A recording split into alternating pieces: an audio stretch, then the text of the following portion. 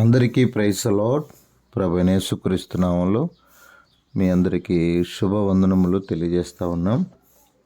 రండి నేటి హెబ్రోన్ క్యాలెండర్ వాక్యాన్ని చదువుకుందాం. యోహాను సువార్త 15వ అధ్యాయము 16వ వచనాన్ని చదువుతున్నాను. నేను మిమ్మల్ని ఏర్పరచుకొని నియమించితిని. ఇది డైరెక్ట్గా యేసు ప్రభువారు తన శిష్యులతో మాట్లాడుతున్నారు. మీరు నా స్నేహితులై ఉన్నారు అని. అలానే కాకుండా దాసులని పిలవక స్నేహితులని పిలుస్తున్నాను అని చెప్పడమే కాకుండా, మీరు నన్ను ఏర్పరచుకోలేదు కానీ నేనే మిమ్మను ఏర్పరచుకున్నాను. ఎందుకు ఏర్పరచుకున్నాను అంటే, మీరు వెళ్ళి ఫలించడానికి, మీ ఫలము నిలిచి ఉండడానికి ఏర్పరచుకున్నాను. అంటే ఫలించాలి అనే ఉద్దేశం. ప్రభువులో ఉండి ఫలించాలి. ఆయన నిజమైన ద్రాక్షవల్లి, తండ్రి వ్యవసాయకుడు. ఫలింపని ప్రతి తీగను ఆయన తీసి పారేస్తాడు. ఫలించు ప్రతి తీగ మరి ఎక్కువగా ఫలింపవలనని దేవుడు కనికరిస్తున్నాడు. పనికిరాని తీగలన్నీ దేవుడు తీసేస్తాడు. కాబట్టి దేవుని యందు నిలిచి ఉంటే, దేవుడు మనలో నిలిచి ఉంటే ఎలాగ ఫలిస్తామంటే బహుగా ఫలిస్తాం. మీరు బహుగా ఫలించినచో మహిమ కలుగును తండ్రికి. ఈ రీతిగా ఫలించినచో శిష్యులై ఉండేదరు. ఈ రీతిగా ఫలించినచో శిష్యులై ఉండేదారు. కాబట్టి ఎవరు దేవుని యందు నిలిచి ఉంటారో వారు బహుగా ఫలిస్తారు. దేవునికి వేరుగా ఉండి ఫలించడమా పారవేయబడతారు, పెరికి వేయబడతారు. అంటే ఎందుకు ప్రభు ఏర్పరచుకున్నాడంటే, ప్రభులో ఉంటూ ఫలించాలని. ఆయన ఏర్పాటుకు ఒక అర్థం ఉంది. దేవుడు బైబిల్లో కొంతమంది వ్యక్తులను ఏర్పరచుకొని తన పని కొరకు నియమించుకున్నాడు. ఏర్పరచుకొని తన పని కొరకు. కాబట్టి ఈరోజు నిన్ను రక్షించిన దానికి కారణం ఉంది. నిన్ను ఏర్పరచుకున్న ఒక ఉద్దేశం అయితే ఖచ్చితంగా ఉంది. నేను చెప్తున్నాను, బలంగా చెప్తున్నాను. నీకంటూ ఒక ఉద్దేశం నీ పట్ల దేవునికి ఒక సంకల్పం అయితే తప్పకుండా ఉంది అని నేను మాత్రం తెలియజేస్తూ ఉన్నాను. ప్రియమైన దేవుని సంగమా, దేవుడే చెప్తున్నాడు, నేను మిమ్మను ఏర్పరచుకొని. అంటే ఇలా బైబిల్లో చూస్తే నిర్గమాకాండం 7వ అధ్యాయం 1వ వచనం, మోషేను దేవుడు ఎందుకు ఏర్పరచుకున్నాడంటే ఇశ్రాయేలీయులను విడిపించడానికి. ఓకేనా అర్థమవుతుందా? ఆయన నియామకం ఎందుకు అంటే, ఆయన ప్రవక్తగా ఎందుకు నియమించాడంటే ఇశ్రాయేలీయుల విడుదల కొరకు. ఫరో దగ్గర నిజంగా వాదించగలిగే శక్తి మిగతా వరకు లేదు. ఎందుకంటే ఫరో దగ్గర నుంచి వచ్చాడు కనుక దేవుడు ఒక్కొక్కరిని ఒక్కొక్క రీతిగా తన పని కొరకు వాడుకుంటాడన్న విషయం మాత్రం మనకు అర్థమవుతుంది. అలా దావీదు ఉన్నాడు అనుకోండి. దావీదును సమూయేలు 2వ గ్రంథం 7వ అధ్యాయం 8వ వచనం మనం చూస్తే ఏముందంటే, గొర్రెల దొడ్లో నుండి తీసి ఇశ్రాయేలీయులను నా జనుల మీద అధిపతిగా నియమించి. చూడండి, అసలు గొర్రెల దొడ్డు ఎక్కడ? సమూయేలు 2వ గ్రంథం 7వ అధ్యాయం 8వ వచనం. గొర్రెల దొడ్డు ఎక్కడ? అధికారం ఎక్కడ? దేవుడి నియామకం చూడండి ఎంత అద్భుతంగా ఉందో. ఆయన ఎందుకు భయభక్తులు గలవారిని ఆయన చక్కగా ఒక ఉన్నతమైన స్థానంలో ఉంచుతాడన్న విషయం మాత్రం అది ఖచ్చితమండి. ఎవరు మనల్ని పట్టించుకోకపోయినా ప్రభు మాత్రం మనల్ని ఒక మంచి ఉన్నతమైన మన ఎడల ఉన్నతమైన ఆలోచనలు ఆయన కలిగి ఉన్నాడు. మిత్రమా, గొర్రెలు కాసుకునే దావీదును తీసుకొచ్చి జనుల మీద అధిపతిగా చేశాడంటే అద్భుతం, మహా అద్భుతం. ప్రభు నిన్ను కూడా ఎన్నెన్నో ఉద్యోగ నియామకాల్లో పాల్గొంటూ ఉంటావు.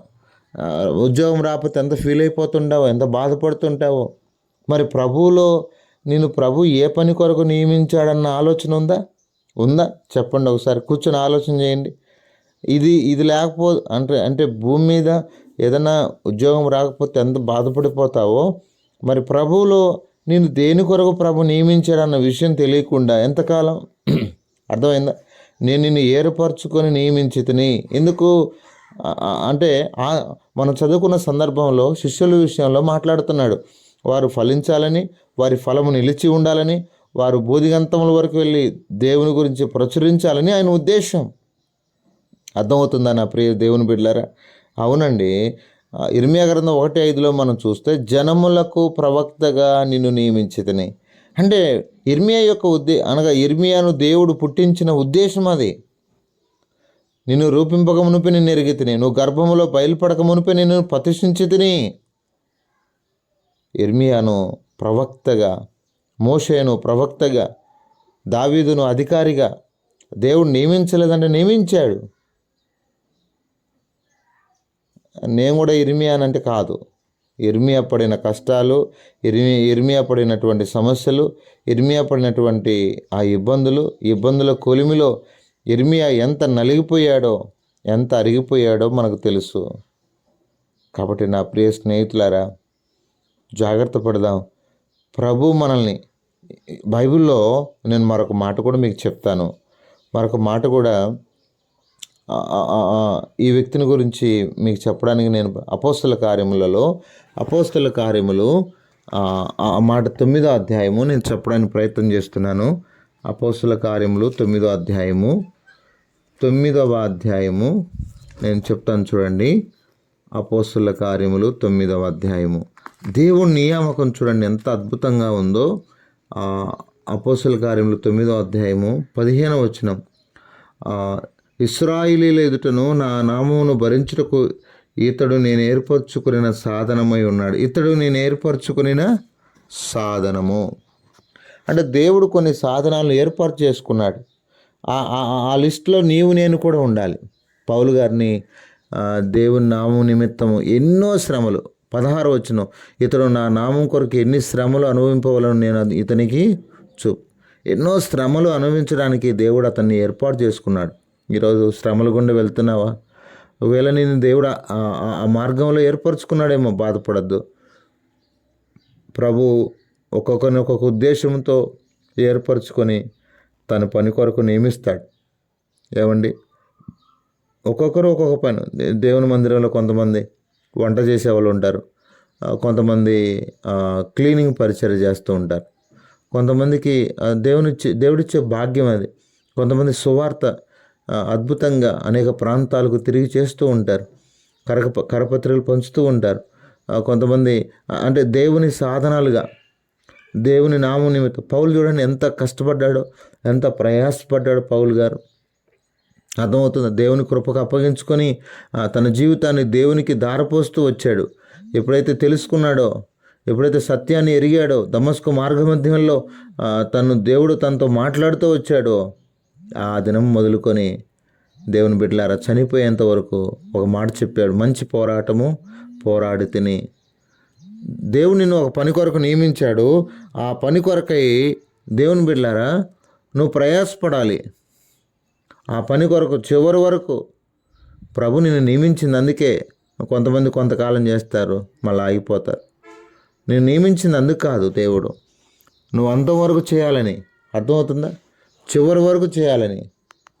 నా ప్రియ దేవుని బిడ్డలారా, ఈ భూమి మీద చక్కగా దేవుడు మనల్ని ఎందుకు నియమించాడో, దేని కొరకు నియమించాడో మనము ఆ విషయంలో జాగ్రత్తగా ముందుకెళ్దాం. అతి జాగ్రత్తగా ముందుకెళ్ళడానికి ప్రయత్నం చేద్దాం. ఎందుకంటే బీ కేర్ఫుల్, జాగ్రత్త. ఈ భూమి మీద మనము దేవుని కొరకు జీవించడం చాలా ముఖ్యం, చాలా చాలా ముఖ్యం. కాబట్టి మిమ్మల్ని ఏర్పరచుకొని శిష్యులను వారు ఫలించాలని మనం కూడా భూమి మీద దేవుని పని విషయంలో, దేవుని ఆత్మలు సంపాదించే విషయంలో ఈ భూమి మీద ఫలించుటకు ప్రభు మనకు సహాయం చేయనుగాక. ప్రార్థన చేసుకుందాం. పరిశుద్ధుడైన తండ్రి, కృపగల దేవ, మీకు ఎంతో వందనాలు. మీరు ఇచ్చిన ఈ మంచి మాటలు బట్టి స్తుతిస్తున్నాం. మా ప్రియుల కుటుంబాలు దీవించండి నాయన. ఒక్కొక్కరిని ఒక్కొక్క విధానంగా ఒక ఆలోచనతో మీరు ఏర్పరచుకొని నియమించారు తండ్రి. మా ప్రియులను కూడా వారు నీ కొరకై నాయన నీ పని కొరకై మా ప్రియులు కూడా ఏర్పరచుకొని నియమించాలని ప్రార్థన చేస్తున్నాం. అనే మా కొరకు ప్రార్థించమని ఎవరైతే కోరుతూ వచ్చారో ప్రభువు కనికరించండి. వారితో మీరే మాట్లాడుతూ రావాల్సిందిగా ప్రార్థిస్తున్నాను. దయగల తండ్రి, కొంతమంది ప్రార్థన మనులు కోరుతూ వచ్చారయ్యా, వారిని జ్ఞాపం చేసుకొని తండ్రి, శ్యామల గారి సంతానం కొరకు ప్రార్థన చేస్తున్నాం. నా ప్రభా నాయన ఓవరీలో చాక్లెట్ సీడ్స్ ఉంది నాయన, సహోదరి గారికి నాయన నా ప్రభా వారిని దీవించండి. అదే సమయంలో నా తండ్రి నాయన శ్యామల రాంబాబు మరి వారి కొరకు ప్రార్థన చేస్తున్నాం. అబ్రామ్ గారు, గ్రేసమ్మ వారి హెల్త్ కొరకు ప్రార్థన చేస్తున్నాం. మరి జ్ఞాపం చేసుకునండి. అంబేద్కర్ నా ప్రభా మ్యారేజ్ కోసం ప్రార్థన చేస్తున్నాం, మీరు కనికరించండి. ఈ విధంగా ప్రభు నేను రవీంద్రనాథ్ అన్న కుటుంబం కొరకు ప్రార్థన చేస్తున్నాం, మీరు కనికరించి దీవించండి. అయ్యా జ్ఞాపం నేను సంధ్యక కుటుంబం కొరకై మరి కుటుంబ క్షేమం కొరకై బ్లెస్సి మరి ఆరోగ్యం కొరకు కూడా ప్రార్థన చేస్తున్నాం. కీర్తన కొరకు ప్రార్థన చేస్తున్నాం, మీరే కనికరించము, కృపచూపమని ప్రార్థన చేస్తున్నాం. మరి కొంతమంది మా కుటుంబం కొరకు ప్రార్థించమన్నారు, వారి పేరు అని తెలియటం లేదు కానీ నాయన ప్రభా వెరోనికా అని ఉన్నారు, వారిని దీవించండి, కాపాడండి. నా తండ్రి జ్ఞాపం చేసుకునండి. నా ప్రభా అంత మాత్రమే కాకుండా నా తండ్రి భారతి గారు వారి యొక్క కుమార్తె వివాహ విషయం కోరుతూ వచ్చారు, సాయం చేయండి. సహోదరుడు హానోకు విషయంలో ప్రార్థన చేస్తున్నాం. నాయన సహోదరుని కడుపు నొప్పి, చేయి నొప్పి నా ప్రభా నాయన వారి తల్లిగారి కొరకు, బావగారి కొరకు ప్రార్థన చేస్తున్నాం. నా ప్రభా కనికరించండి, సాయించండి. చెల్లి శారా తన కుటుంబం తనకిచ్చిన బిడ్డ విషయం నీకు వందనాలు, దీవించండి, సాయించండి. నాయన సంతోష్ కుమార్ గారి కొరకు ప్రార్థన చేస్తున్నాం, తన కుటుంబాన్ని కూడా దీవించము. జాబ్ కూడా నేను స్కూల్ మేనేజ్మెంట్ నుంచి ఫోన్ రావడానికి కూడా సాయం చేయండి. మల్లేసు సహోదరు రక్షణ కొరకు, పాప క్షమాపణ కొరకు నాయన ప్రభు ప్రార్థన చేస్తున్నాం. నాయన లివర్ ప్రాబ్లంతో బాధపడుతున్నాడు, ఆయన బ్లెస్సి కాలు నొప్పి, జ్వరము, స్వస్థ కొరకు ప్రార్థించమన్నారు. ప్రభు సాయం చేయండి. ఇంతవరకు మీరు చూపిన కృపలకై స్తోత్రాలు. నాయన జ్ఞాపం చేసుకోనండి. నాయన సీనన్న కొరకు, మౌనిక సిస్టర్ భవిష్యత్తు విషయంలో ప్రార్థన చేస్తున్నా. ఆమె వివాహ విషయంలో కూడా మీరే కనికరించండి, మీరే కటాక్షించవలసిందిగా ప్రార్థిస్తూ ఉన్నాను. ఈ విధంగా మా కొరకు ప్రార్థించండి కోరిన సోదరి నిర్మల జ్యోతి గుంటూరు సోదరి కొరకై ఆమె కుటుంబాన్ని కూడా ఆదరించము, సహాయం చేయవలసిందిగా ప్రార్థన చేస్తున్నాను. అద్భుతకరుడు, ఆలోచనకర్త మీకు ఎంతో వందనములు. మీరే కనికరించి మా కుటుంబాలంటిని కూడా మీరే కాపాడుతూ రావాల్సిందిగా ప్రార్థన చేస్తూ మీ దయను కృపను కోరుతూ చక్కగా మా కుటుంబాలను మీరు బలపరుస్తున్నామని ఆయన మీరు కృపగల దేవుడు, అద్భుతములు చేయవాడని నమ్మి స్తుతిస్తూ యేసు పరిశుద్ధ నామములో ప్రార్థన చేసి అడిగి వేడుకుంటున్నాం తండ్రి, ఆమెన్.